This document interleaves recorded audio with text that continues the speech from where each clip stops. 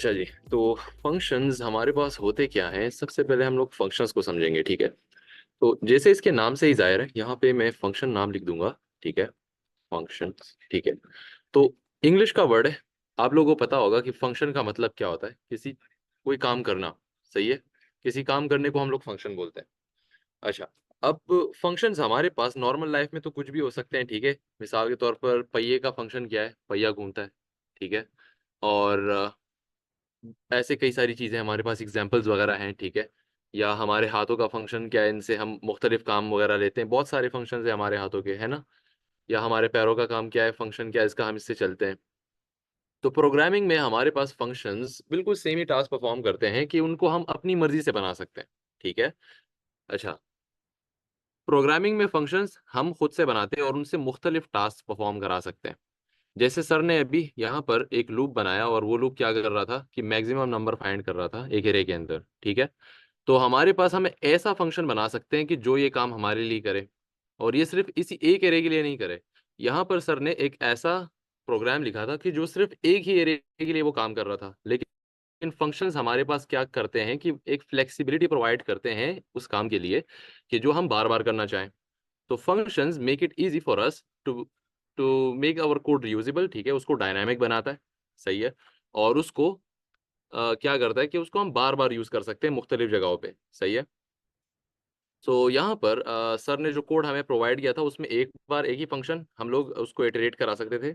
लेकिन फंक्शंस के जरिए से हम क्या कर सकते हैं कि हम जितने चाहे मुख्तलिफ एरेज उसके अंदर इंसर्ट करा सकते हैं। वो हर एरे का क्या कर सकता है, हर एरे को एज अ पैरामीटर लेगा, ठीक है। और उसको प्रोसेस करके उसकी मैक्सिमम वैल्यू निकालेगा। और ये हम कई बार कर सकते हैं without writing that code again. तो सर ने जो पूरा लूप लिखा, वो लूप हम क्या कर सकते हैं, बार बार लिखने की जरूरत नहीं पड़ेगी हमें, बस फंक्शन को कॉल करना है, सही है। और वो बार बार होता रहेगा, ठीक है। अच्छा जी, तो यहाँ पर मैं मिसाल बहुत सिंपल से शुरू करता हूँ। हम फंक्शन कैसे बनाते हैं, हम फंक्शन का कीवर्ड लिखते हैं, ठीक है। एक फंक्शन बनाने का तरीका ये है जिसको हम फंक्शन डिक्लेरेशन बोलते हैं, ठीक है। हम फंक्शन कीवर्ड लिखते हैं, सही है। जैसे हम वेरिएबल डिक्लेयर करते हैं उसी तरह से फंक्शन डिक्लेयर होता है इस तरीके से। और उसको कोई नाम देते हैं, ठीक है। इसको मैं फिलहाल के लिए क्या बनाता हूँ, एक सिंपल फंक्शन बनाता हूँ जो हमारे पास दो नंबर्स को प्लस करेगा, उनका सम निकालेगा। तो ये इसका नाम हो गया। और फिर सिंटैक्स हमारे पास क्या है कि हम राउंड ब्रैकेट्स लगाते हैं। और इस राउंड ब्रैकेट्स के दरमियान हमारे पास एक खास किस्म के वेरिएबल्स आते हैं, उन वेरिएबल्स को हम नाम बोलते हैं पैरामीटर्स, ठीक है। अच्छा, और यहाँ पर मेरे पास स्क्वायर ब्रैकेट्स आ गए, सॉरी, करली ब्रैकेट्स आ गए। ये करली ब्रैकेट्स क्या करेंगे, इनके अंदर हमारे पास जो प्रोसेस होता है, फंक्शन जो काम परफॉर्म करता है वो आता है सारा, ठीक है। So this is the body of the function, this is the block, ठीक है, जिसके अंदर सारा काम होगा, ठीक है। अच्छा, अब जो टास्क परफॉर्म होता है वो डेटा कहाँ से आता है और डेटा स्टोर कहाँ पे होता है फंक्शन के अंदर, और वो फंक्शन उसको प्रोसेस कहाँ पे करता है ये मैं समझाऊंगा, ठीक है। तो फंक्शन हमारे पास डेटा कहाँ से लेता है, हम फंक्शंस को कॉल करते हैं, ठीक है। फंक्शन को कॉल कैसे करते हैं, उसी फंक्शन का हम नाम लिखते हैं, ठीक है, और राउंड ब्रैकेट्स लगाते हैं। अब ये फंक्शन हमारे पास क्या होगा, ये कॉल हो गया, this is a call expression, इसको हम फंक्शन को कॉल कराना कहते हैं। तो फंक्शन का नाम लिखा और यहाँ पे राउंड ब्रैकेट्स लिखे, सही है। अच्छा, अब यहाँ पर फंक्शन के अंदर हम जो डेटा पास कराते हैं, ठीक है। तो इस जगह पर जो डेटा पास होता है दैट इज कॉल्ड आर्गुमेंट्स, ठीक है। तो ये हमारे पास आर्गुमेंट्स कहलाते हैं, यहाँ पर जो डेटा जाता है, ठीक है। और ये आर्गुमेंट जाके स्टोर होते हैं कहाँ पर, यहाँ पर। सो दिस प्लेस जहाँ पर हमारे पास आर्गुमेंट स्टोर होते हैं, इसको हम पैरामीटर्स वाली जगह बोलते हैं, ठीक है। और इसकी जो टाइप स्क्रिप्ट है आपको पता है, तो इसकी हमें डेटा टाइप स्पेसिफाई करनी पड़ती है। तो फिलहाल के लिए यहाँ पर हमारे पास नंबर्स आ रहे हैं। तो मैं यहाँ पर क्या करूँगा, इसको मैं यहाँ पर एक पैरामीटर का नाम दूंगा नंबर 1, और उसकी डेटा टाइप हमारे पास क्या होगी, नंबर होगी। फिर मैं कॉमा लगाऊंगा ताकि मैं वैल्यूज को सेपरेट कर सकूं कि दो अलग अलग पैरामीटर्स है मेरे पास। तो इसको मैं नाम दूंगा num2, और इसकी डेटा टाइप मेरे पास क्या होगी, नंबर होगी एज यूजुअल। अच्छा, अब यहाँ पर जो सम को मैंने कॉल किया है, इसके अंदर हम यहाँ पे क्या पास करेंगे, नंबर्स पास करेंगे जो हमारी वैल्यूज हैं। तो वो वैल्यूज जाएंगी कहाँ पर, स्टोर होंगी यहाँ पर इन पैरामीटर्स के अंदर या इन वेरिएबल्स के अंदर। इन वेरिएबल्स को या यहाँ पर जो हम पुट करते हैं इनको स्पेशल नाम यही देते हैं, हम पैरामीटर्स देते हैं, ठीक है। अच्छा, ताकि हम स्पेसिफाई कर सके, डिफरेंशिएट कर सके नॉर्मल वेरिएबल्स में और इन खास वेरिएबल्स में जो कि फंक्शंस के अंदर यूज होते हैं, डेटा को अपने अंदर स्टोर करते हैं। So these are called parameters here, ठीक है। अच्छा, अब मैं वैल्यू पास करूंगा तो यहाँ पर वैल्यू इसी ऑर्डर में पास होगी जहां पर ये है, ठीक है।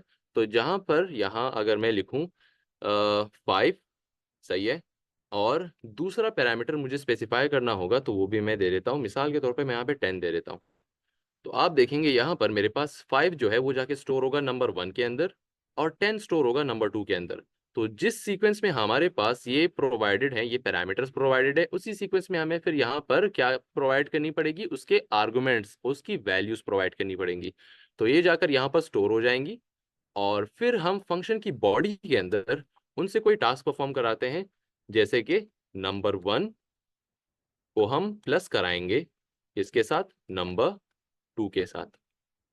तो ये हमारे पास क्या हो गया, एक टास्क परफॉर्म हो गया। अच्छा, फंक्शंस जो है वो हमारे पास रिटर्न करती हैं वैल्यूज को, ठीक है।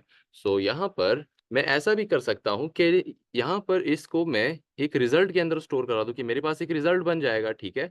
तो मैं यहाँ पर लिखूंगा लेट रिजल्ट, ठीक है, equals to number 1 plus number 2। तो रिजल्ट के अंदर मेरे पास क्या हो जाएगा, नंबर 1 नंबर 2 के साथ प्लस हो जाएगा। अच्छा, वेरिएबल्स तो प्लस नहीं होते एक दूसरे के साथ, वेरिएबल्स के अंदर जो वैल्यूज होती हैं वो प्लस होती हैं एक दूसरे के साथ। तो आप यहाँ पे देखेंगे मेरे पास 5 है, तो 5 जमा है इसके अंदर, स्टोर्ड है नंबर 1 के अंदर, ठीक है, नंबर 1 पैरामीटर के अंदर। और 10 हमारे पास मौजूद है किसके अंदर, नंबर 2 के अंदर। और यहाँ पर मैंने इन दोनों को प्लस करा दिया, तो इनका जो रिजल्ट होगा हमारे पास 15, ठीक है, ऑब्वियसली आएगा 15। तो ये स्टोर हो जाएगा अल्टीमेटली किसके अंदर, इस रिजल्ट वेरिएबल के अंदर, सही है। तो मैं ऐसा भी कर सकता हूँ और या मैं डायरेक्टली भी इन दोनों को प्लस करा के रिटर्न करा सकता हूँ। अच्छा, अब फंक्शन के अंदर हमारे पास जो वैल्यूज इवेल्युएट होती है या कोई टास्क परफॉर्म हो जाता है, तो इसके अंदर क्या होता है, हम कुछ रिटर्न कराते हैं। इसकी मिसाल आप ऐसी ले सकते हैं कि आपके पास कोई मशीन है, ग्राइंडर है, ठीक है, उसके अंदर आपने कुछ डाला, ठीक है, अनाज वगैरह डाला। तो वो क्या करता है, उसको ग्राइंड करके बाहर आपको रिटर्न करता है, ठीक है। उसका कोई एग्जिट गेटवे वगैरह होता है, वो आपको रिटर्न करता है। अच्छा, अब क्या हो कि वो ग्राइंड तो कर दे लेकिन आपको रिटर्न ना करें, ठीक है, वो उसके मशीन के अंदर ही रहे। सो फंक्शंस भी इसी तरह का होता है कि वो हमारे पास कोई टास्क परफॉर्म करते हैं तो फिर उसके बाद वो वैल्यूज को रिटर्न भी कराते हैं, ठीक है। तो यहाँ पर मैं रिटर्न लिखूंगा, सही है, रिजल्ट लिख दिया गलती से, रिटर्न, सही है, रिटर्न का कीवर्ड हम लगाएंगे। और उसके बाद मैं रिटर्न क्या करूंगा, रिजल्ट को रिटर्न करूंगा, क्योंकि इसी के अंदर हमारे पास फाइनल वैल्यूज मौजूद हैं। तो यहाँ पर मैं लिखूंगा रिजल्ट, ठीक है। So this is it. अच्छा सॉरी, मैं यहाँ पे एज एडमिन दोबारा से लॉग इन करता हूँ, वेट अ सेकेंड।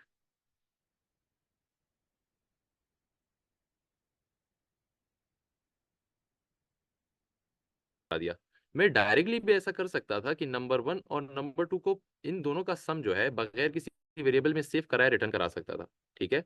तो ऐसा भी हो सकता था, लेकिन यहाँ पे आप लोगों की सिंप्लिसिटी के लिए, ठीक है, या आप लोग को थोड़ा सा ज्यादा समझाने के लिए मैंने ऐसा कर दिया, ठीक है। रिजल्ट वेरिएबल के अंदर मैंने स्टोर करा दिया और एंड में उसको मैंने क्या कर दिया, रिटर्न करा दिया। अच्छा, अब हमारे पास नंबर 1 और नंबर 2 प्लस हो गए और उनका रिजल्ट हमारे पास फंक्शन ने रिटर्न करा दिया।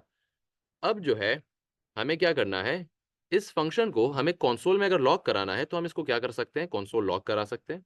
तो यहाँ पर मैं लिखूंगा, शॉर्ट फॉर्म है, मैं लॉग लिखूंगा, मेरे पास यहाँ पे रेडीमेड कंसोल लॉग आ जाएगा, इंटर करूंगा, ठीक है।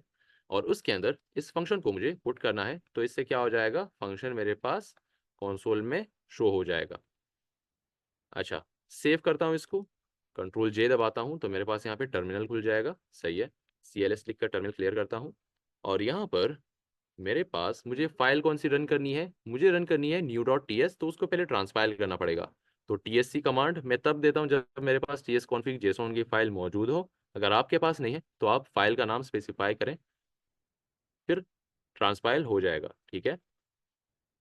और डबल कमांड रन करने के लिए मैं क्या करूंगा, एंड का ऑपरेटर लगाऊंगा, डबल एंड, और फिर नोड जेएस के साथ हम उस फाइल को रन करेंगे। तो पहले उसको ट्रांसपाइल करेगा, फिर नोड न्यू डॉट जेएस नाम है मेरी फाइल का, तो वो जावास्क्रिप्ट की फाइल को रन करा देगा। अब जब मैं रन करता हूं तो यहाँ पर मेरे पास रिजल्ट वही आना चाहिए जो हमने ऊपर प्रिडिक्ट किया था। आप देखेंगे यहाँ पर 15 रिजल्ट आ रहा है हमारे पास, ठीक है।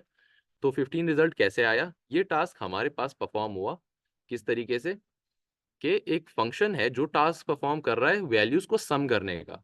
अब ये स्टैटिकली मैं कैसे कर सकता था कि यहाँ पर मैं हर बार अगर मुझे कोई भी वैल्यूज प्लस करनी होती तो मैं क्या करता कि एक वेरिएबल बनाता हर बार, सही है, और उन वेरिएबल्स के अंदर वैल्यू स्टोर करता और फिर उनको रिजल्ट वेरिएबल में स्टोर करा के मैं फिर प्रिंट करता। तो ये मेरे पास हर बार मुझे करना पड़ता, बार बार करना पड़ता।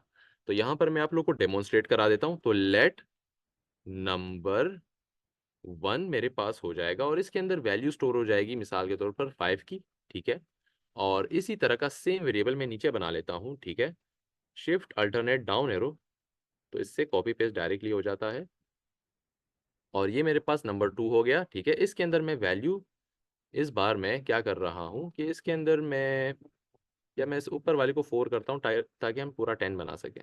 सो 4 और नीचे मैं यहाँ पे 6 कर देता हूँ इजी कैलकुलेशन के लिए, ठीक है। और एंड में एक और मेरे पास वेरिएबल आएगा, इसके अंदर रिजल्ट हम स्टोर करेंगे, ठीक है। अच्छा, रिजल्ट मेरे पास है क्या, नंबर 1 का सम, ठीक है, प्लस नंबर 2 मेरे पास, ठीक है। तो ये दोनों इसके अंदर अभी इवेलुएट होके सेव हो गए। लेकिन यहाँ पे एक ड्रॉबैक है, आपको दिख रहा है, सही है, कि क्या हो रहा है, ग्लोबल नेम स्पेस पोल्यूट हो रहा है, बहुत ज़्यादा वेरिएबल बन रहे हैं, ठीक है। और हमें ये काम बार बार करना है, सही है, बहुत सारे वेरिएबल्स को प्लस कराना होगा एक दूसरे के साथ। अगर टास्क बार बार परफॉर्म करना है तो कोड का साइज बढ़ेगा, मेमोरी घेरेगा, ठीक है, और परफॉर्मेंस इश्यूज आएंगे हमारे पास। तो यहाँ पर मैं रिजल्ट को कंसोल लॉग करा देता हूँ। अच्छा, फॉर नाउ इसका रिजल्ट मुझे नहीं चाहिए, तो मैं इसको कमेंट आउट कर लेता हूँ फॉरवर्ड स्लैश से, और इसका रिजल्ट देखते हैं कि क्या आता है। कंट्रोल जे, और अब मैं सिंपली अप एरो दबाऊंगा तो मेरे पास प्रीवियस कमांड आ जाएगी, एंटर करूंगा और मेरे पास सेम वही कोड ट्रांसपाइल होकर रन हो जाएगा। अब आप देखिए मेरे पास 10 रिजल्ट आ गया, ठीक है।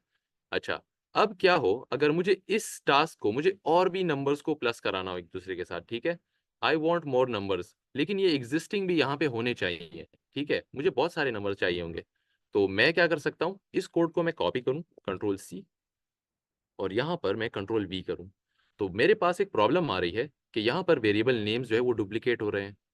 तो मुझे क्या करना पड़ेगा, मुझे और वेरिएबल नेम बनाने पड़ेंगे। num3 हो जाएगा, यहाँ पर मैं इसको num4 कर दूंगा, और रिजल्ट में यहाँ पर रिजल्ट को भी में मुझे और नाम देना पड़ेगा, तो मैं इसको रिजल्ट 1 कर दूंगा। और यहाँ पर फाइनली मैं इसके अंदर भी क्या करूँगा, रिजल्ट 1 कर दूंगा। तो अलग अलग यहाँ पर मुझे दोबारा से भी करना पड़ेगा। इसके अंदर मैं स्टोर करूँगा इस बार 9, और ऊपर वाले के अंदर मैं प्लस करूँगा क्या, 6, ठीक है। तो इससे 15 रिजल्ट आएगा। अच्छा, अब जो है यहाँ पर मुझे num3 को प्लस करना है num4 के साथ, ठीक है। तो आप देखेंगे कोड का साइज बढ़ रहा है और कोड कंफ्यूजिंग हो रहा है, वेरिएबल नाम सेम हो रहे हैं, और कोड की रीयूजिबिलिटी हमारे पास बिल्कुल भी नहीं है। तो मैं अब रन करूंगा तो आप देखेंगे मेरे पास रिजल्ट तो आ रहे हैं, लेकिन एट व्हाट कॉस्ट। आप देखें हमारे पास ग्लोबल नेम जो है, ग्लोबल नेम स्पेस जो है, ग्लोबल स्कोप जो है, वो पोल्यूट हो रहा है बहुत सारे नामों से। और आपको पता है जब हम ज़्यादा नाम देते हैं, वेरिएबल्स ज़्यादा बनाते हैं, तो हमारे पास फिर हेडेक बन जाता है, उनको याद नहीं रख सकते हम लोग, कंफ्यूजिंग हो जाता है। तो मैं कब तक इसको मैनेज करूंगा। तो अब इस कोड को आप देखें जो मैंने बनाया है यहाँ पर, और अब फंक्शन को देखें कि फंक्शन टास्क कैसे परफॉर्म करता है। तो अगर मुझे इन दोनों नंबर्स के अलावा कोई और नंबर भी मुझे प्लस कराने हैं, तो मैं सिंपली फंक्शन को दोबारा कॉल करा दूंगा। फंक्शन को दोबारा कॉल कराया, उसको दोबारा कंसोल किया, इसके अंदर इस बार मैं अलग वैल्यूज पुट कर देता हूँ, 20 + 5 हो जाएगा। फंक्शन दोबारा कॉल हो गया। अब रन करते हैं इसको, CLS, और आप देखें फंक्शन हमारे पास सिंगल 2 लाइनों में आ गया, ठीक है। तो मुझे क्या करना पड़ा कि आप देखें मेरे पास रिजल्ट्स आ गए 2 नंबर्स के, और क्या, एक लाइन की वजह से। तो इसने हमारे पास क्या किया, कोड की रीडेबिलिटी, रीयूजेबिलिटी और मेंटेनेबिलिटी को बढ़ाया। तो फंक्शंस हमारे पास इतना बेस्ट काम करते हैं कि ये हम बार बार इनको यूज कर सकते हैं, कोड को अच्छा बना सकते हैं, कोड को प्यारा बना सकते हैं।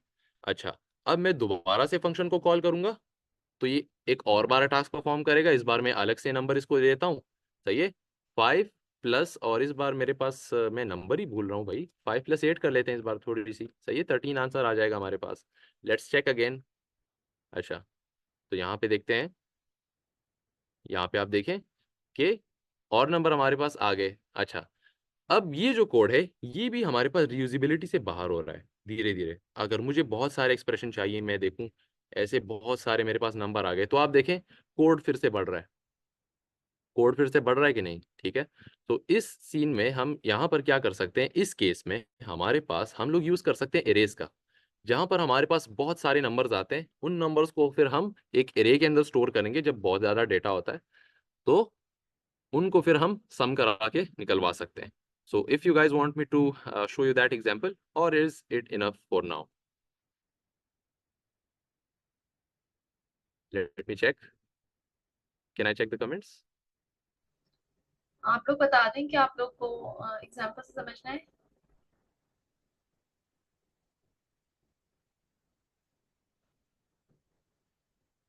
शाहबुद्दीन बहुत आप अच्छी जबरदस्त भाई, अभी है। बेहतरीन समझाया, बेहतरीन समझाया। यकीन करें कि एक तो एग्जाम्पल्स देके और बहुत ही सिंपलेस्ट वे में आपने बताया है।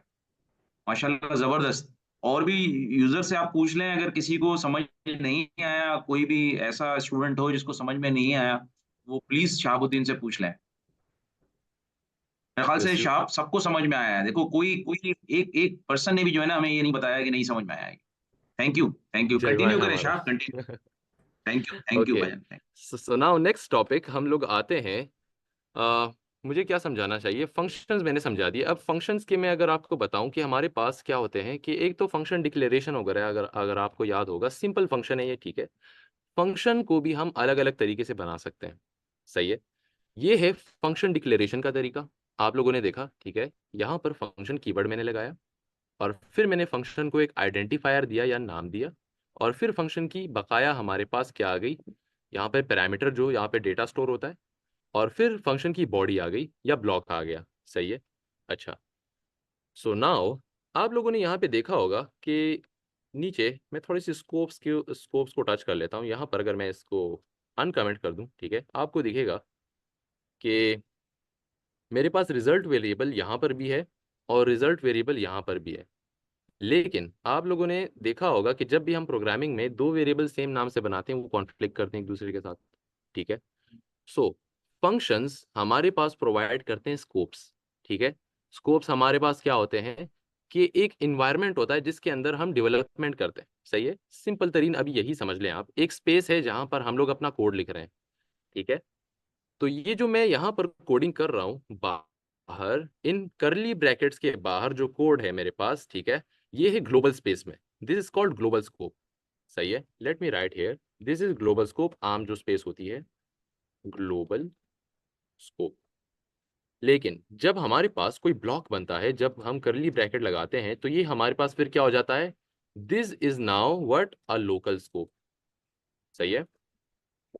सो स्कोप्स के अंदर, एक स्कोप के अंदर दो सेम नाम के वेरिएबल्स नहीं हो सकते।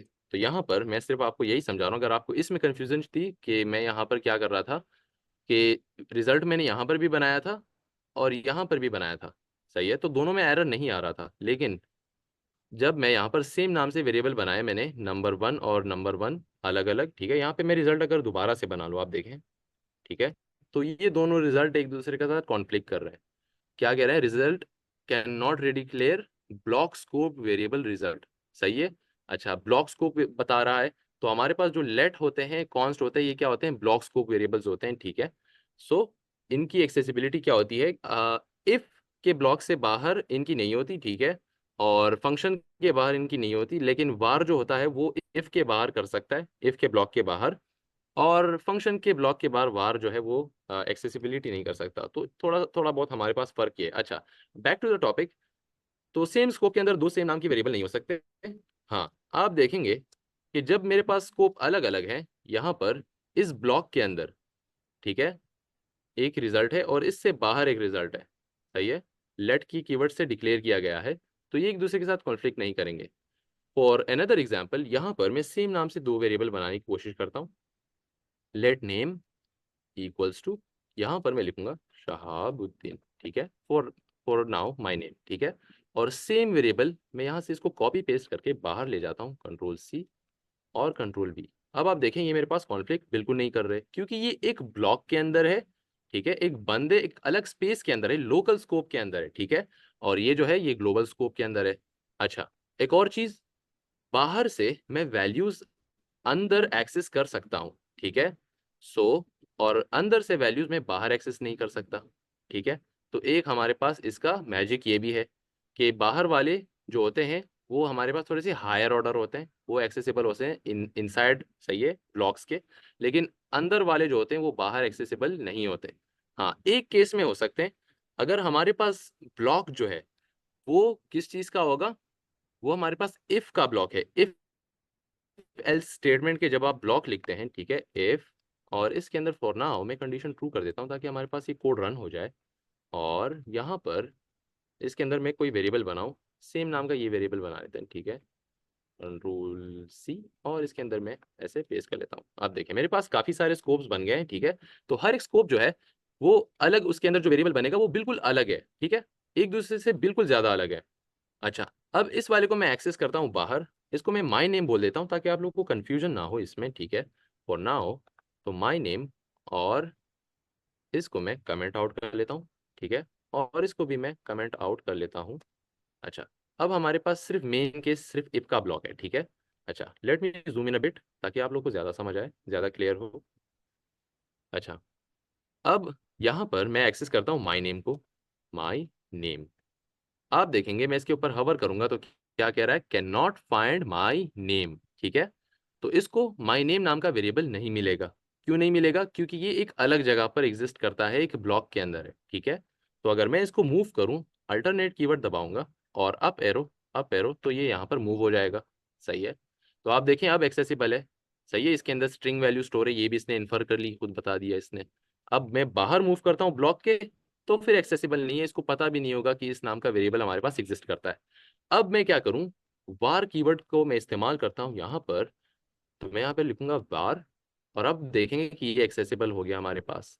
तो वार कीवर्ड क्या है, var keyword makes the variable global scope. तो ये ब्लॉक स्कोप नहीं है, ये ग्लोबल स्कोप हो जाता है, ये फिर एक्सेसिबल हो जाता है थ्रू आउट द प्रोग्राम। तो इसलिए हम वार कीवर्ड को कुछ ही जगहों पे यूज करते हैं, होस्टिंग के लिए इस्तेमाल कर सकते हैं कुछ कुछ जगहों पे, ठीक है। और होस्टिंग अगर आपको नहीं पता तो मैं अभी कवर करा रहा हूँ, ठीक है। तो इसलिए वार जो है हमारे पास इफ स्कोप्स के अंदर हम इस्तेमाल नहीं करते, क्योंकि ये शैतानी कर सकता है, वहाँ पे प्रॉब्लम्स क्रिएट करता है, ठीक है। अच्छा, अब जो है ये हमारे पास, मैं उम्मीद करता हूँ ये आपको समझ आ गया होगा। अब इस वाले इफ ब्लॉक के दरमियान और फंक्शनल ब्लॉक के दरमियान फर्क क्या है वो भी मैं आपको सिखाता हूँ, ठीक है। फॉर नाउ मैं इसको क्या कर लेता हूँ, रिमूव कर लेता हूँ, और यहाँ पर मैं आ जाता हूँ। अब फंक्शनल स्कोप जो है, फंक्शनल स्कोप, ठीक है, या ये भी लोकल स्कोप ही है आपके पास एक किस्म का, ठीक है। इसके अंदर जो मैंने वेरिएबल बनाया, ठीक है, तो अगर मैं यहाँ पर एक वेरिएबल डिफाइन करूँ, वार, ठीक है, माई नेम। अच्छा, अब एक और चीज़ मजे की आ गई, शुक्र है मैंने यहाँ पे वेरिएबल बना दिया। अगर मैं इसके ऊपर हवर करूँ तो आप देखेंगे मेरे पास क्या आ रहा है, अनरीचेबल कोड डिटेक्टेड। अच्छा, ये अनरीचेबल कोड डिटेक्टेड क्यों आ रहा है कि हमारे पास जब भी हम फंक्शंस में रिटर्न का कीवर्ड लगाते हैं, रिटर्न कीवर्ड के बाद आप जो भी कोड लिखें वो एक्सेसिबल नहीं होगा, वो काम नहीं करेगा, वो अनरीचेबल कोड होगा। अब मैं अगर रिटर्न कीवर्ड को इसके नीचे ले आऊं, तो अब मेरे पास वो कोड क्या कर रहा है, काम कर रहा है, वो ऐसा नहीं बोलेगा कि ये अनरीचेबल है, ठीक है। सो आपको ये ख्याल रखना है कि रिटर्न कीवर्ड एक बार लग जाए तो उसके बाद कोड काम नहीं करेगा फंक्शंस के अंदर, ठीक है। हाँ, स्कोप के अंदर अगर हो तो फिर काम करेगा बाहर, ठीक है, उसके बाद फिर आप बाकी कोड लिख सकते हैं। सो अब यहाँ पे मैंने एक वेरिएबल बनाया, वार माई नेम, ठीक है, और इसके अंदर मैं कोई नेम स्टोर कर लेता हूँ, ठीक है। अच्छा, अब इसको मैं एक्सेस करता हूँ बाहर, मैंने आपको बताया था, ठीक है। अच्छा, मैं इसको ऊपर ले जाता हूँ, मैं इसको वापस नीचे लेके आ गया था, सॉरी। तो यहाँ पर अब मैं उस वार वाले वेरिएबल को एक्सेस करता हूँ, ठीक है। मैंने आपको बताया था स्कोप के बाहर काम करता है ना, सब लोगों को पता होगा। Now let's access my name, my name. So if I check now, मैं अगर इसके ऊपर हवर करूंगा तो क्या कहेगा कि can not find my name, ठीक है। और उसके सजेशन में कुछ और इसने बोल दिया कि आपको नेम देखना है, तो नहीं, मुझे नेम नहीं चाहिए, मुझे माई नेम वेरिएबल ही चाहिए। तो ये एक्सेस क्यों नहीं हो रहा, because this function makes war local. तो वार को भी ये लोकलाइज कर देता है और वार को भी एक्सेस होने नहीं देता, बाहर की वैल्यूज को एक्सेस करने नहीं देता, ठीक है। तो यहाँ पर वार भी एक्ट करता है as a block scope variable, ठीक है। तो ये हमारे पास थोड़ा सा मैजिक है फंक्शंस के स्कोप का, और हमारे पास क्या होता है, इफ ब्लॉक के स्कोप का, ठीक है। तो स्कोप्स में ये फर्क होता है, और स्कोप हमारे पास क्या होते हैं, लोकल स्कोप होते हैं, जो मैंने आपके सामने बनाया, ठीक है। एक ब्लॉक हमारे पास होता है तो ये लोकल स्कोप कहलाता है, और बाहर आउटर स्पेस जो होती है ये ग्लोबल स्कोप होता है।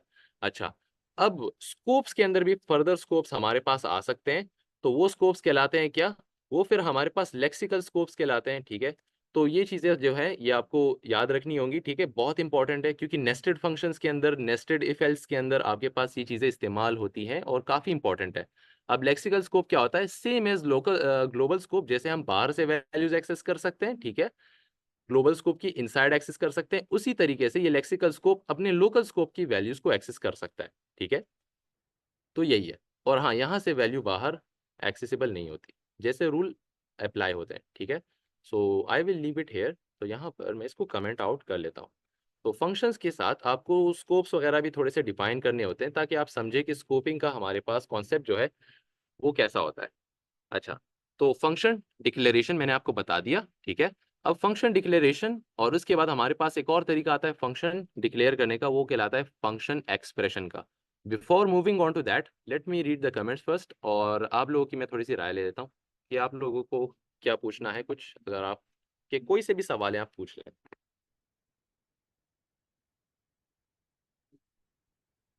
अगर किसी का कोई क्वेश्चन है, कुछ चीज समझ में नहीं आ रही, तो प्लीज पूछ लें, अनम्यूट कर देते हैं माइक को।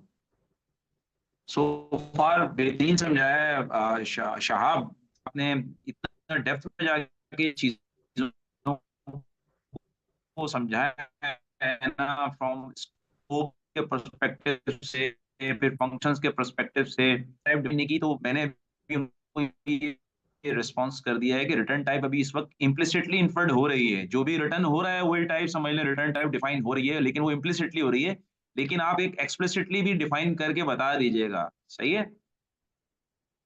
Okay sir. स्कोप के अंदर, हेलो। जी जी, नहीं, ये फंक्शन के अंदर बता रहे हैं, वो फंक्शन के अंदर जो आप रिटर्न टाइप यूज कर रहे हैं ना, रिटर्न स्टेटमेंट यूज कर रहे हैं, और दीदी वो पूछ रहे थे कि सर कि रिटर्न टाइप कैसे डिफाइन करें, जो भी आप रिटर्न टाइप यहाँ से रिटर्न कर रहे हैं वो इम्प्लिसिटली फंक्शन उसको वही डिफाइन करके इंटरनली वो रिटर्न कर रहा है, लेकिन आप इसको इम्प्लिसिट सॉरी एक्सप्लिसिट भी डिफाइन कर सकते हैं, ठीक है। तो आप एक एक्सप्लिसिट रिटर्न टाइप भी डिफाइन कर दीजिएगा यहाँ पर, शाहब मैं आपसे कह रहा हूँ।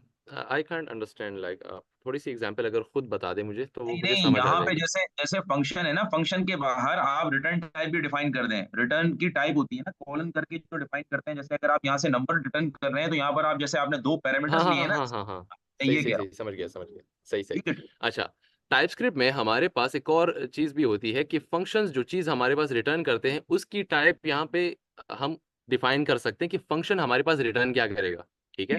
अच्छा, तो यहाँ पर आप देख रहे हैं, मैंने पहले यहाँ पर मैंने कुछ नहीं बताया कि फंक्शन हमारे पास जो रिटर्न करेगा उसकी टाइप क्या होगी, सही है। तो अगर मैं यहाँ पे इसके ऊपर हवर करूँ तो रिजल्ट मेरे पास क्या आ रहा है, नंबर टाइप इसकी आ रही है, मतलब रिटर्न हमारे पास नंबर हो रहा है। नंबर उसके अलावा हम आ रहा यहाँ है। पर फंक्शन के बाहर, यहाँ पे राउंड ब्रैकेट्स के बाहर मैं अगर कोलन लगाऊं और मैं लिखूं नंबर, ठीक है, तो इसका मतलब होगा कि फंक्शन हमारे पास जो चीज रिटर्न करेगा, इसका फाइनल प्रोडक्ट जो रिटर्न प्रोडक्ट होगा वो क्या होगा, नंबर होगा, ठीक है। तो ये हम एक्सप्लिसिटली बता रहे हैं फंक्शन को, ठीक है, कि आपकी रिटर्न टाइप क्या होगी, नंबर होगी। अच्छा, अगर हमें नहीं पता कि कोई फंक्शन क्या रिटर्न करेगा फ्यूचर में, सही है, फॉर सम केसेस हम अननोन का इस्तेमाल कर सकते हैं, ठीक है। तो अननोन टाइप, अगर आपको नहीं पता कि फंक्शन क्या रिटर्न करेगा एंड में, तो आप अननोन लगा सकते हैं, सही है, या नेवर टाइप लगा सकते हैं, सही है, नेवर।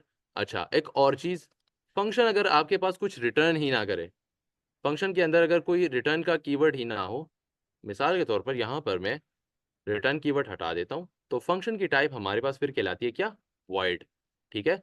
जो फंक्शन कुछ रिटर्न नहीं करता उसकी टाइप क्या होती है, वॉइड होती है, ठीक है। तो यहाँ पर मैंने वॉइड लगाया, और अगर आप देखेंगे, अब मैं अगर यहाँ पे रिटर्न कीवर्ड लगाऊंगा तो मेरे पास एरर आएगा, रिटर्न, ठीक है। तो आप देखेंगे मेरे पास रिटर्न के ऊपर एरर आ रहा है, तो क्या कह रहा है कि type number is not assignable to type void, कि आपने क्या कहा है कि फंक्शन की रिटर्न टाइप हमारे पास क्या होगी, वॉइड होगी, वो कुछ रिटर्न ही नहीं करेगा, सही है। अच्छा, यहाँ पे रिटर्न का कीवर्ड तो मैंने लगाया है, लेकिन मैं क्या करूँ कि यहाँ पे कुछ भी रिटर्न ना कर रहा हूँ, ऐसे कर दूँ, सही है, तो भी वॉइड काम करेगा। ऐसा नहीं है कि रिटर्न का कीवर्ड अगर मैं ना लगाऊं तो ही वॉइड लगाएंगे, नहीं, आप लगा सकते हैं, लेकिन फंक्शन कुछ रिटर्न तो नहीं कर रहा ना, आप देखें बिल्कुल एम्प्टी है। तो भी हम void लगाएंगे, सही है। लेकिन रिटर्न कुछ भी नहीं हो रहा, आप देख रहे हैं सिर्फ सेमीकोलन लगा, इसका मतलब है लाइन एंड हो गई यहाँ पे। अच्छा, तो हमारे पास फंक्शन की रिटर्न टाइप्स बहुत सारी हो सकती हैं, ठीक है। यहाँ पर फिलहाल void तो नहीं है, हमारे पास रिटर्न फाइनल प्रोडक्ट क्या हो रहा है, नंबर हो रहा है ना। तो हम यहाँ पे इसको एक्सप्लिसिटली डिफाइन कर देंगे कि नंबर रिटर्न कर रहा है। So that's how functions have their return types too. अच्छा, अच्छा। एक सेकंड शाहबुद्दीन, देखें अभी कुछ स्टूडेंट्स पूछ रहे हैं नेवर और अननोन क्या है। अभी थोड़ी देर के लिए ना इसको नेवर और अननोन को अपने पास होल्ड कर लें।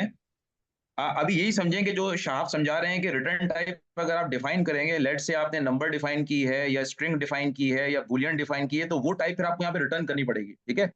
लेकिन अगर आप कोई टाइप वहां पे डिफाइन नहीं करते, तो जो वैल्यू भी यहाँ से आप रिटर्न करेंगे, टाइप स्क्रिप्ट इम्प्लिसिटली इन्फर्ट कर देगा कि यही रिटर्न टाइप है उसकी, ठीक है। और एक शार्प ने ये बताया कि इसमें वॉइड की टाइप, अगर आपने यहाँ पे वॉइड लिख दिया नंबर की जगह पे, तो इसका मतलब है कि ये एम्प्टी टाइप है। अब ये कोई चीज रिटर्न नहीं करेगा, अगर आप रिटर्न कराएंगे तो प्रोग्राम में या फंक्शन में एरर आएगा, ठीक है। अच्छा, एक चीज और मैं ऐड कर दूं जी शाहब, ये जी जो जी। फंक्शन का हेडर डिफाइन किया हुआ है आपने, जो पहली लाइन लिखी हुई है फंक्शन की, फंक्शन सम नम1 is equal to number colon number num2 number and return type number, इस पहली लाइन को फंक्शन का सिग्नेचर भी कहते हैं। अक्सर आपको प्रोग्रामिंग लैंग्वेजेस की बुक्स के अंदर इसको फंक्शन का सिग्नेचर लिखा हुआ मिलेगा। तो अगर कहीं पर आपको फंक्शन का सिग्नेचर, अगर कहीं पे आपको वर्ड मिल जाए ना किसी ट्यूटोरियल में, और कहीं आप डॉक्यूमेंटेशन पढ़ रहे हो, तो उससे परेशान ना होइएगा।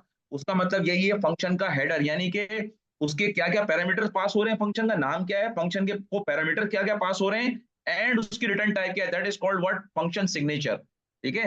ये जब हम फंक्शन ओवरलोडिंग पढ़ेंगे ना, वहां पर ये काम आएगी आपकी ये चीज, और यही डेफिनेशन हम आपको कराकर फंक्शंस की ओवरलोडिंग भी बताएंगे, लेकिन ये अभी आगे आएगा। लेकिन हम डिफाइन अभी यहीं पे कर रहे हैं, ठीक है। ठीक है साहब, कंटिन्यू करें। बेस्ट है sir, thank you so much. अच्छा, अब वॉइड जो है वो तो मैंने समझा दिया। अब आप लोग कहेंगे कि फंक्शन भी ऐसा कुछ काम करता है कि फंक्शन वॉइड हो सकता है कि नहीं हो सकता, ठीक है। तो हाँ, हो सकते हैं। हमारे पास फंक्शन बगैर कुछ रिटर्न किए भी काम करते हैं।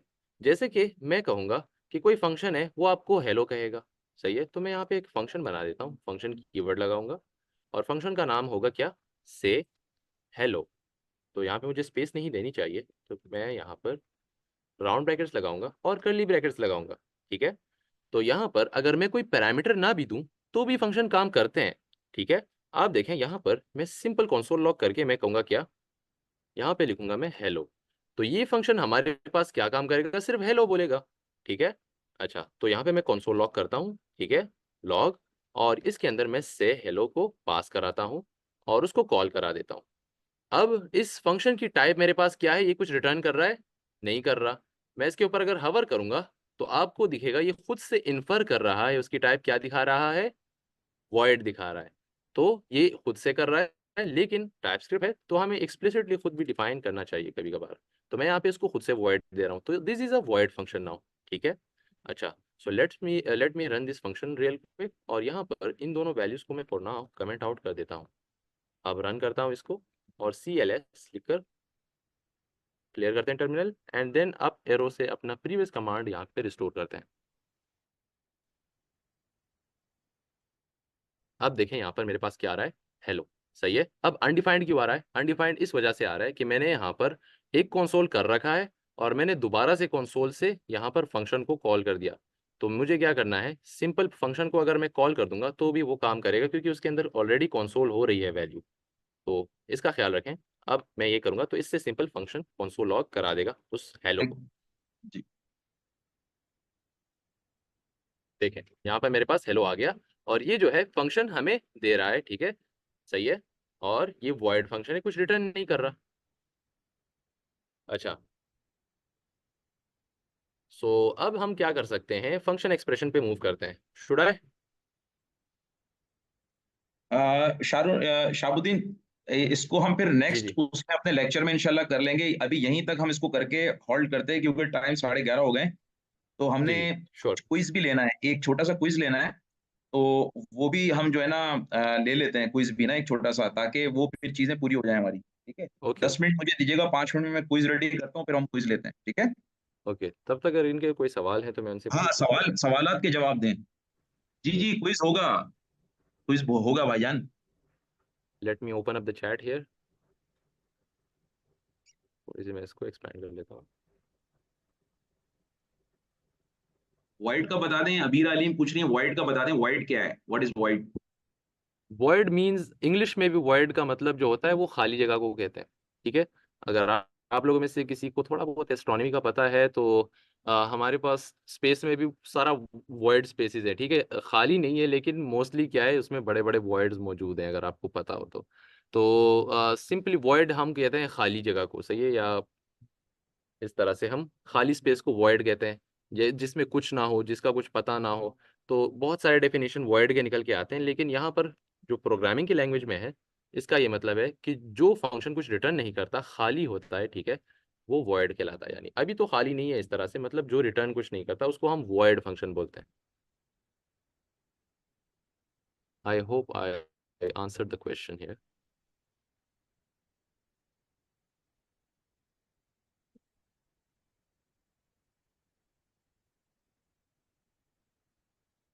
जी, फरीहा।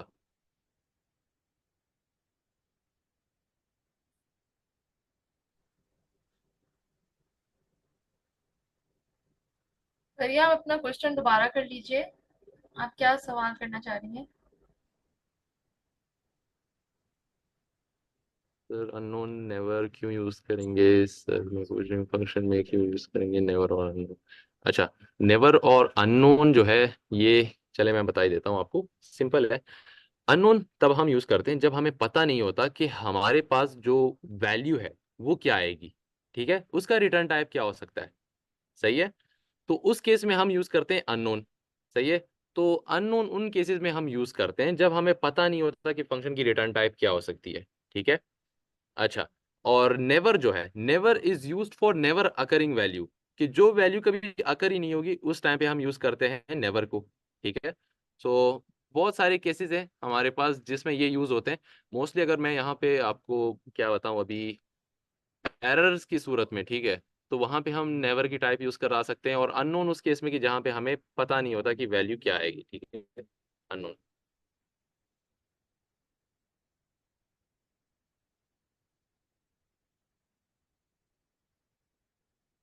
अच्छा, चलिए मैं एग्जाम्पल फंक्शन दे देता हूँ आपको। तो यहाँ पर अब मैं एक फंक्शन बनाता हूँ, फंक्शन, ठीक है, और फंक्शन मेरे पास कुछ भी टास्क परफॉर्म करेगा, सही है।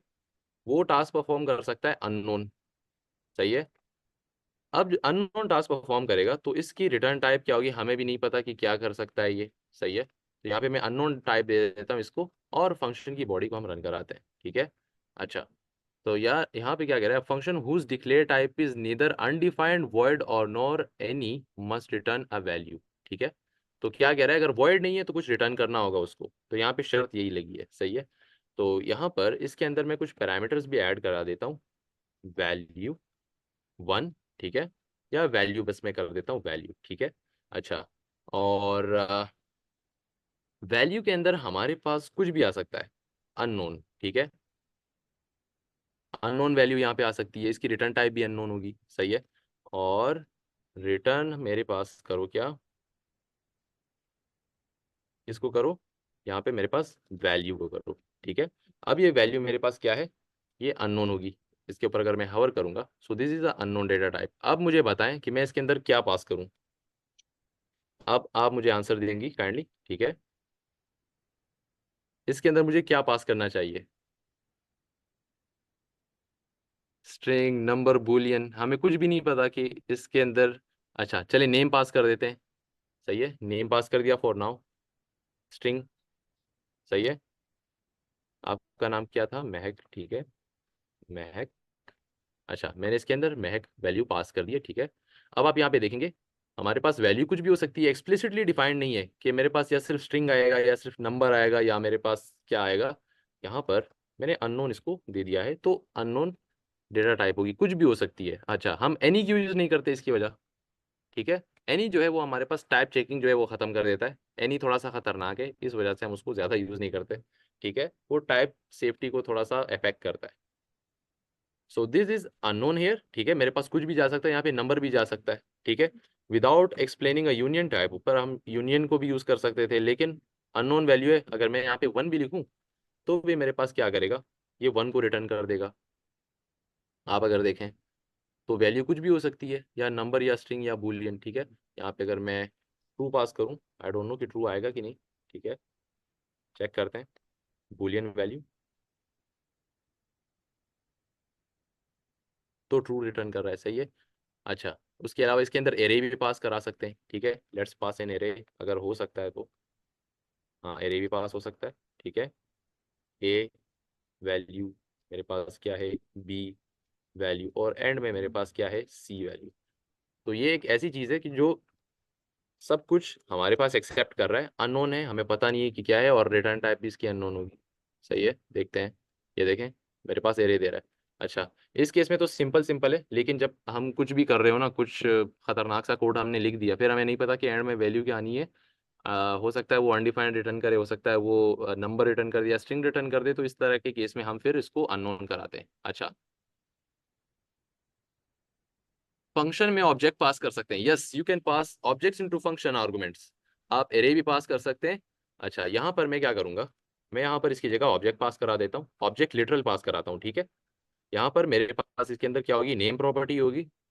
सही है, नेम के अंदर मेरे पास नाम स्टोर होगा किसी का भी, ठीक है। मैंने इसके अंदर नेम प्रॉपर्टी कर दी।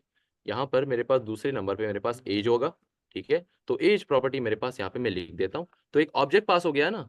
आप देखें, ऑब्जेक्ट पास हो गया। इस वैल्यू के अंदर अगर मैं देखूँ तो ऑब्जेक्ट है, ठीक है, और रिटर्न करेगा क्या, ऑब्जेक्ट। अच्छा, अब वैल्यू के अंदर मैं एक्सेस कर सकता हूँ और भी किसी चीज़ को। तो अगर मैं यहाँ पर लिखूँ कि वैल्यू डॉट नेम, मेरे पास मौजूद है, इसके अंदर होगा। सही है, so let me check, value of type unknown, सही है। तो यहाँ पर मैंने ऑब्जेक्ट पास कर दिया है, हमारे पास तो नॉर्मली होता ही है यहाँ पर, ठीक है। अच्छा, यहाँ पर टाइप अननोन है ना, तो टाइप अननोन की जगह अगर हम, आपने कहा था ऑब्जेक्ट पास करनी है, तो फॉर नाउ मैं अननोन को थोड़ा सा छोड़ देता हूँ। यहाँ पर इसके अंदर मेरे पास नेम प्रॉपर्टी आएगी, ठीक है, नेम इस तरीके से, और उसकी डेटा टाइप हम डिफाइन करते हैं कि उसके डेटा टाइप हमारे पास स्ट्रिंग होगी। आप यहाँ पे भी अननोन कर सकते हैं, आपकी मर्जी है। फॉर नाउ अब मैं इसको एक्सप्लेन करता हूँ कि इसके अंदर हमारे पास एज प्रॉपर्टी भी आएगी, और उसकी टाइप हमारे पास क्या होगी, नंबर। अब मैं एक्सेस कर सकता हूँ इसके अंदर जो वैल्यूज होगी। तो यहाँ पर मेरे पास पास किया मैंने नाम शहाब और उसकी एज 20। तो वैल्यू डॉट नेम और एज मेरे पास यहाँ पे आ गए, दोनों को एक्सेस कर सकता हूँ मैं। तो फिलहाल मैं नेम को एक्सेस करता हूँ, और आप देखें मेरे पास कंसोल में प्रिंट होके क्या आएगा, ऑब्जेक्ट के अंदर नेम की वैल्यू उसने एक्सेप्ट कर ली, और यहाँ पर मेरे पास मेरा नेम प्रिंट होके आ गया। So that accept the objects also, और पूरा का पूरा ऑब्जेक्ट भी मैं प्रिंट करा सकता हूँ, अगर मैं यहाँ पे इसको इस तरीके से एक्सप्लिसिटली उसकी टाइप डिफाइन ना करूँ, ऑब्जेक्ट के अंदर जो वैल्यूज आएंगी उसकी कीज की, ठीक है। आई hope I answer the question. अच्छा।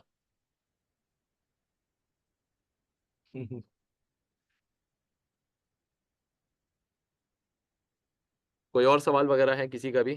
डेटा टाइप अननोन क्यों रखा जब ऑब्जेक्ट की डेटा टाइप बता दिया तो। अच्छा, मैंने पहले भी तो इसके अंदर वो किया था ना, स्ट्रिंग पास किया था, जब मुझे पता था मुझे स्ट्रिंग ही पास करना है, तब मैंने अननोन क्यों रखा। तो यहाँ पर भी वही सेम हम बता सकते हैं कि हमें पता नहीं है कि हमारे पास हमें रिटर्न क्या करना है। यहाँ पे मैं एक्सप्लिसिटली भी बता सकता हूँ कि मुझे स्ट्रिंग वापस चाहिए होगा, सही है, स्ट्रिंग। अच्छा, वैसे यहाँ पे अननोन हो सकता है, क्योंकि यहाँ पे आप देखें वो रीजन ज्यादा बन रहा था। यहाँ पे मेरे पास एज भी आ रहा है, ठीक है, और एज में नंबर है मेरे पास डेटा टाइप, और यहाँ पे मेरे पास क्या है, स्ट्रिंग है। तो अगर मैं सिर्फ यहाँ पे स्ट्रिंग डेटा टाइप मैंने दे दी, अब आप देखें तो यहाँ पे रिटर्न क्या हो रहा है, नेम हो रहा है ना। अब इसकी जगह मैं अगर एज लगाऊंगा तो मेरे पास एरर आएगा। एरर क्या आएगा कि type number is not assignable to type string, क्योंकि एज के अंदर हमारे पास स्टोर क्या है, नंबर है, और यहाँ पर मैंने इसको क्या दिया कि रिटर्न टाइप इसकी क्या होगी, स्ट्रिंग होगी। अच्छा, एक केस में हम कर सकते हैं क्या, कि इसको मैं यूनियन टाइप बना दूं, और यहाँ पर मैं इसको बोलूँ कि नंबर और स्ट्रिंग दोनों रिटर्न कर सकता है। लेकिन क्या हो कि ऑब्जेक्ट हमारे पास इतना कॉम्प्लेक्स है कि वो कुछ भी रिटर्न कर सकता है एंड में। अब यहाँ पे अननोन का सही काम आ गया कि एक्स बहुत ज़्यादा कॉम्प्लेक्स के लिए हम अगर टाइप्स लगाते गए तो बहुत मुश्किल हो जानी है। तो यहाँ पे मैं सिंपली अननोन कर सकता हूँ, और एनी से हम लोग थोड़ा सा बचेंगे, मैंने आपको बताया कि एनी से थोड़ा सा बचना है, ठीक है। तो यहाँ पे अननोन हो गया, अब पता नहीं एज रिटर्न होगी या हमारे पास स्ट्रिंग रिटर्न होगी, सही है। अब इन दोनों में से कोई सा भी रिटर्न हो सकता है, तो अननोन ने हमारी थोड़ी सी मदद कर दी, एरर नहीं आएगा। हाँ, वर्ड भी रख सकते हैं, लेकिन यहाँ पे रिटर्न टाइप लगी हुई है ना, तो वर्ड नहीं है।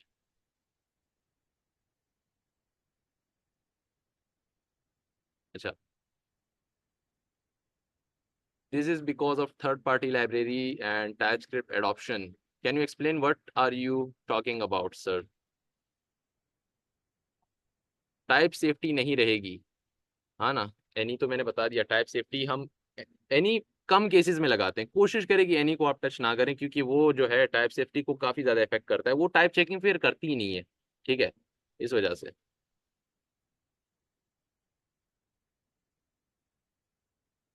अच्छा शाहब, क्विज रेडी हो गया है हमारा। तो ये क्वेश्चन जो है, आई थिंक काफी क्वेश्चंस का शाहब ने बड़ा अच्छा जवाब दे दिया, और बहुत अच्छे तरीके से समझा भी दिया और सेटिस्फाई भी कर दिया। शाहब, तो क्विज रेडी है। तो जी ये सर। आप लोगों के पास फर्स्ट जो क्वेश्चन है वो आप लोगों के पास आ चुका है। मैं स्क्रीन शेयर करा लूं शाहब, अगर आप स्क्रीन जी स्टॉप जी जी करेंगे। जी। जी सर, आप कर लें, मैं स्टॉप करता हूँ स्क्रीन शेयरिंग, एक second, give me a second.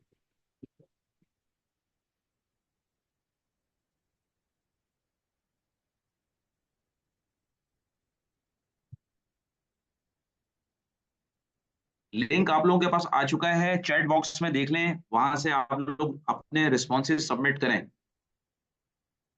Will I count?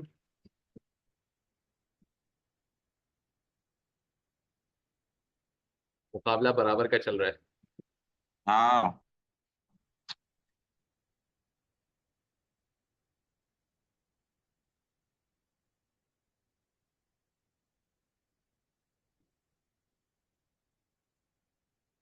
while loop is a definite looping structure, true या false?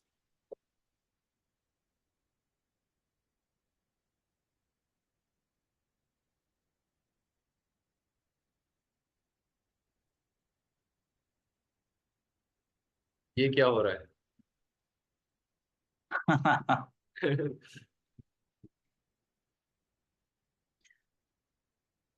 खतरनाक काम हो रहा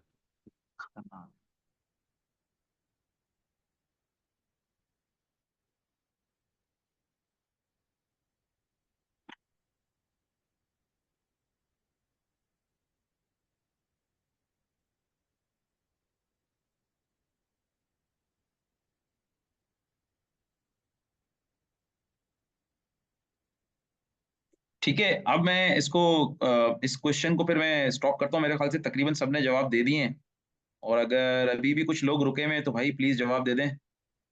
2-3 सेकंड के अंदर फिर मैं बंद कर देता हूँ। फिर सेकंड क्वेश्चन मैं पुट कर रहा हूँ।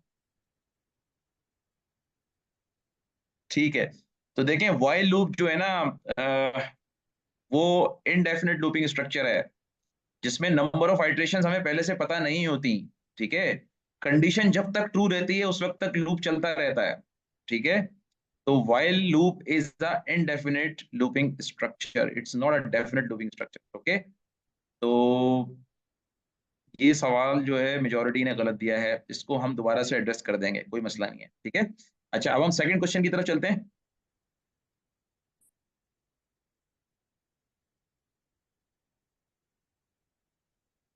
सेकंड क्वेश्चन है, functions are used to duplicate code. ये बताएं ये ट्रू है या फॉल्स है। दें रिस्पॉन्सेज उसी लिंक पर, वही लिंक है, इस क्वेश्चन का भी लिंक सेम है।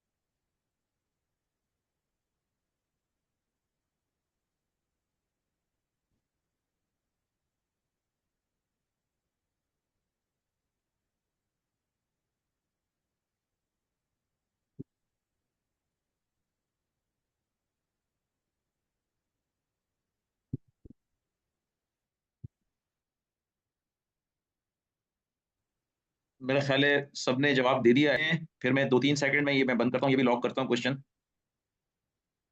ठीक है, अब क्वेश्चन क्या था? क्वेश्चन है जी, functions are used to duplicate code. तो इसका रिस्पांस जो है वो फॉल्स है। मेजोरिटी ने ट्रू दिया है, लेकिन ये फॉल्स है। थोड़ा सा इसमें आप ये चेक करें कि देखिए फंक्शंस तो बनाए इसीलिए जाते हैं ताकि डुप्लीकेशन को खत्म किया जाए कोड में। कहीं पर बहुत ज्यादा रिपीटेटिव कोड लिखा जा रहा है तो उसको आप क्या करते हैं, कलेक्ट करके उसको एक जगह पर बॉक्स के अंदर, जिसको फंक्शन कहते हैं, उसके अंदर रख देते हैं कि जिसको भी यूज करना हो उसको यूज कर ले। बार बार कोड क्यों लिख रहा है वो वही वाला। अब अगर फर्ज करें मैं बार बार टू के टेबल का कोड लिखना शुरू हो जाऊं, एक दफा लिखूं, दो दफा लिखूं, तीन दफा लिखूं, तो ये तो डुप्लीकेशन हो गई ना। ठीक है, तो फंक्शंस यूज किए जाते हैं डुप्लीकेशन को खत्म करने के लिए, ना कि डुप्लीकेट करने के लिए। तो इसका आंसर क्या है? False. Functions are false. Used to remove duplications. ठीक है। Functions are used to reuse code actually, not duplicate them, but to reuse them, make them हाँ reusable. वो हाँ, बिल्कुल वो उसमें से कंफ्यूज थी, ये मैंने वर्ड जान के डाला था। खैर एनीवे, चले जी।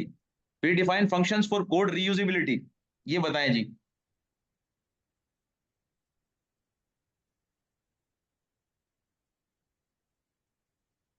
वही सेम सेम लिंक है जिससे देना है जवाब।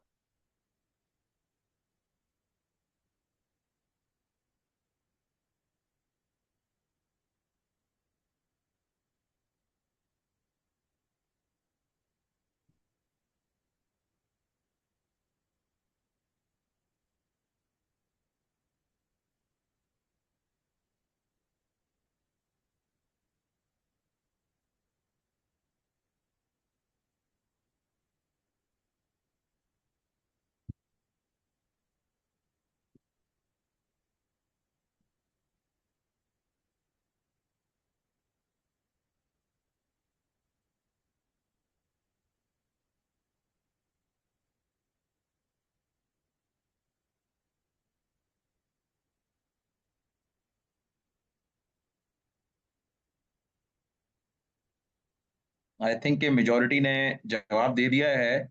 तो 1 से 2 सेकंड में फिर मैं ये क्वेश्चन भी लॉक कर देता हूँ। तो मेजोरिटी ने इसमें जवाब जो है वो सही दिया है।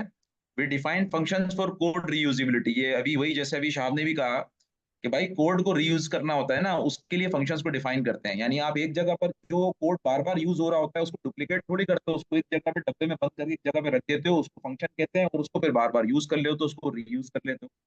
ठीक है, तो फंक्शंस को डिफाइन किया जाता है ताकि आपका कोड रीयूज हो सके, आप और दूसरे लोगों के साथ भी उस फंक्शन को शेयर कर सकें। ठीक है, अगर आपकी टीम के अंदर 1000 प्रोग्रामर्स हैं जो कि पूरी दुनिया में फैले हुए हैं, उनके साथ आप अपना फंक्शन शेयर करते जाएं, वो उसी फंक्शन को यूज करते जाएंगे और वो अपना जो भी फंक्शन परफॉर्म कर रहा है वो काम अपना लेते जाएंगे उससे। ठीक है, तो कोड की रीयूजेबिलिटी बहुत अच्छी होती है फंक्शन से। ठीक है, तो ये जवाब मेजोरिटी ने सही दिया है। लास्ट क्वेश्चन है,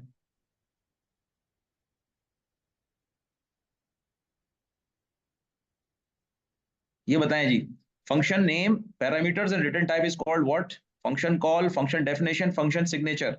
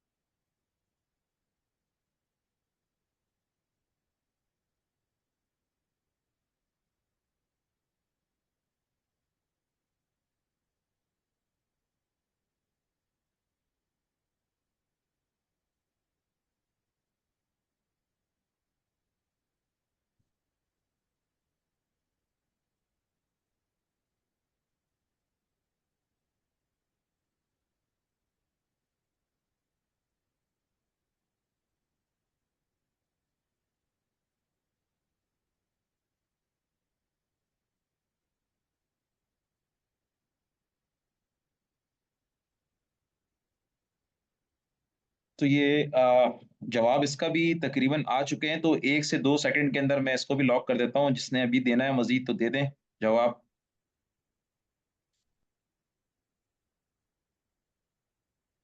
ठीक है, तो function name, function parameter and return type is called what? Function signature इसको कहा जाता है। अभी बताया भी था अभी आप लोगों को कि देखें ये जो फंक्शन का हेडर होता है ना, जब फंक्शन को डिफाइन कर रहे होते हैं, जब उसकी डेफिनेशन दे रहे होते हैं, तो वहां पर फंक्शन का नाम, पैरामीटर और उसकी रिटर्न टाइप जहां पे लिखी होती है ऊपर, जहां पर आप डिफाइन कर रहे होते हैं, ब्लॉक डिफाइन कर रहे होते हैं फंक्शन का, तो वो जो पहली लाइन होती है फंक्शन की डेफिनेशन की, that is called function signature. ठीक है, उसको सिग्नेचर कहा जाता है फंक्शन का।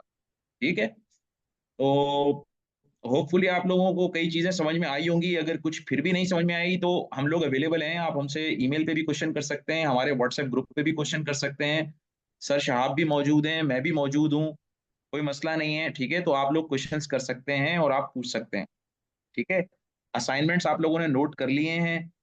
अच्छा, अब जो लास्ट असाइनमेंट है वो ये है कि आपने वो हाईएस्ट फंक्शन, जैसे कि शहाबुद्दीन ने एक्सप्लेन किया कि हाईएस्ट वैल्यू निकालने का फंक्शन बनाना है और मिनिमम वैल्यू निकालने का फंक्शन बनाना है। वो फंक्शनैलिटी जो कि व्हाइल के लूप के अंदर हमने विदाउट फंक्शन बनाई है, उसको फंक्शनलाइज करना है, यानी उसको फंक्शन के अंदर लेकर आना है और फिर उसको कॉल करना है। ठीक है, तो ये आपका असाइनमेंट है।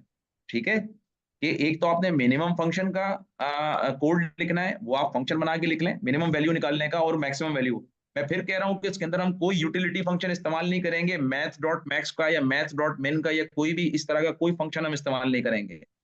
प्योरली आपने अपनी लॉजिक को इस्तेमाल करते हुए मिनिमम और मैक्सिमम वैल्यू एरे में से निकालनी है। एक एरे लेना है, उसमें नंबर्स लेने हैं मुख्तलिफ, और उन नंबर्स में जो मिनिमम वैल्यू है वो निकालनी है और जो मैक्सिमम वैल्यू है वो निकालनी है। ठीक है, ये असाइनमेंट है।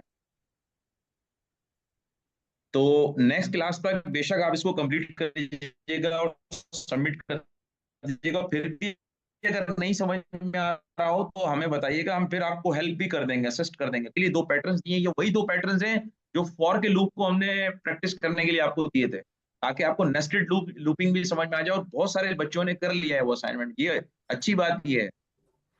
ठीक है, तो फिर अगर कोई क्वेश्चन नहीं है तो फिर हम इसको वाइंड अप करते हैं। ठीक है, सर आप ये बता देंगे गूगल क्लासरूम में हम असाइनमेंट को अपलोड कर देंगे?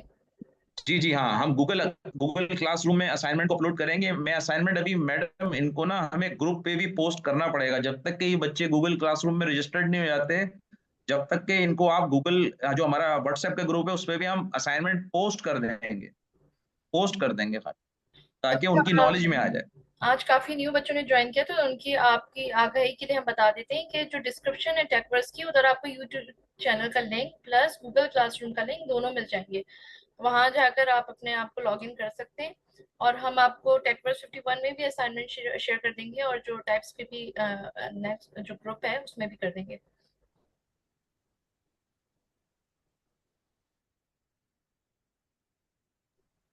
जी आज अच्छा काफी सर। बच्चे नहीं हुए हैं। ठीक।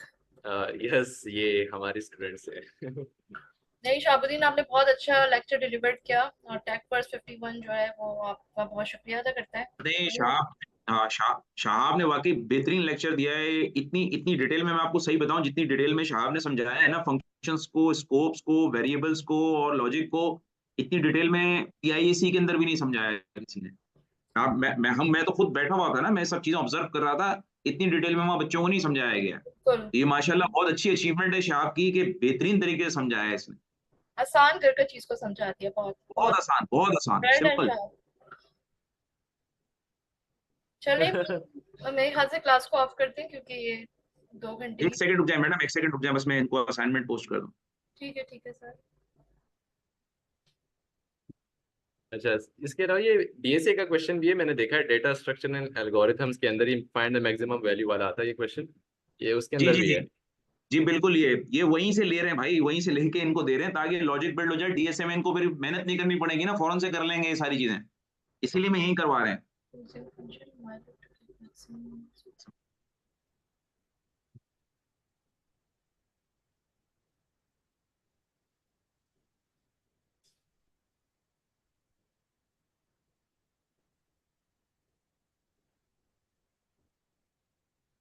ठीक है, तो असाइनमेंट मैंने चैट पे भी पोस्ट कर दिया है। आपने मैक्सिमम और मिनिमम नंबर को फंक्शन, व्हाइल लूप और एरे में से निकालना है। ठीक है, ये तीन चीजें याद रखिएगा, नंबर्स का आपने लेना है और इसमें से निकाल लेना है। ठीक है, अब आप अपने जहन में ही सोचें जो भी फंक्शंस हैं वो क्या हैं, इनको जरा सोचिएगा। अपने आप जाके सोएंगे ना, सोने से पहले जरा सोचिएगा तो कि कायनात में, दुनिया में जो भी चीजें हो रही है ना, वो कोई ना कोई फंक्शन है जो चल रहा है।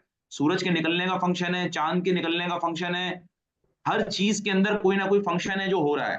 ठीक है, बॉडी के अंदर बहुत सारे फंक्शन हैं जो हो रहे हैं, अल्लाह ताला परफॉर्म कर रहा है। ब्रेन का एक फंक्शन है, लंग्स का एक फंक्शन है, हाथों का एक फंक्शन है, कार का एक फंक्शन है, सारी चीजें फंक्शंस हैं। ठीक है, सोचिएगा घर पे जाके कि हाँ यार ये फंक्शंस क्या क्या है। हर चीज जो कि आपको एक आउटपुट दे रही है ना, इनपुट लेके आपको आउटपुट दे रही है, दैट इज कॉल्ड फंक्शन। ठीक है, ओके। ठीक है, हम इसको स्टॉप करते हैं और यहीं पे हम मीटिंग को एंड करते हैं। अल्लाह हाफिज।